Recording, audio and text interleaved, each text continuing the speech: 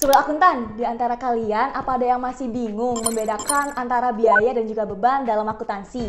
Buat kalian yang masih bingung, yuk belajar bareng kita di video ini dan simak terus penjelasan dari saya. And let's go! Ngene lho rek, belajar kilat akuntansi. Oke, untuk yang pertama kita harus tahu dulu nih, apa sih definisi dari biaya dan juga beban?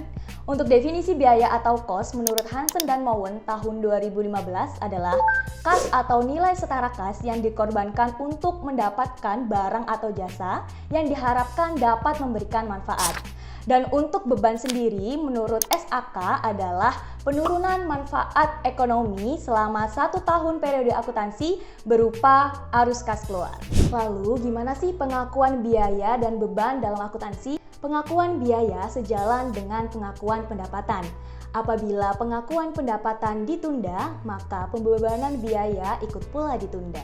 Biaya dapat diakui apabila terjadi penurunan manfaat ekonomi di masa yang akan datang. Hal ini terjadi karena penurunan aset atau kenaikan kewajiban yang telah terjadi dan dapat diukur dengan handal. Nah, sedangkan beban diakui pada saat barang atau jasa dikonsumsi atau digunakan dalam proses untuk memperoleh penghasilan. Beban diakui dengan periode yang sama dengan penghasilan yang dihasilkan oleh beban tersebut. Kira-kira apa aja ya perbedaan yang terdapat pada biaya dan juga beban? Dari pencatatannya dalam laporan keuangan, biaya terdapat pada neraca dan beban terdapat pada laporan laba rugi. Pada masa manfaat, biaya lebih dari 1 periode akuntansi dan beban kurang dari 1 periode akuntansi. Dari segi manfaat, biaya manfaat yang diterima berupa pendapatan dan beban manfaat yang diterima berupa penggunaan sumber daya. Nah, sekarang kita mulai belajar dari contoh biaya dan juga beban ya. Contoh pertama, dalam pembelian mesin, nilai yang dikeluarkan untuk memperoleh mesin tersebut merupakan biaya. Setelah mesin tersebut dipakai, akan menimbulkan penyusutan sehingga mesin tersebut dikategorikan menjadi beban.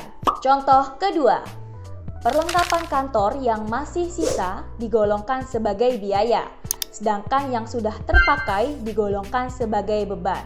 Contoh ketiga, semisal terdapat transaksi sewa dibayar di muka, maka sewa dibayar di muka merupakan biaya dalam suatu neraca.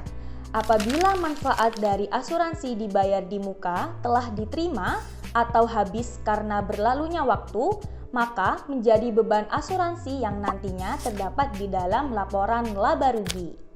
Sekian informasi dari saya, semoga dapat bermanfaat dan berguna bagi kita semua.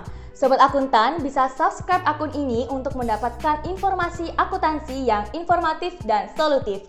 Sampai jumpa!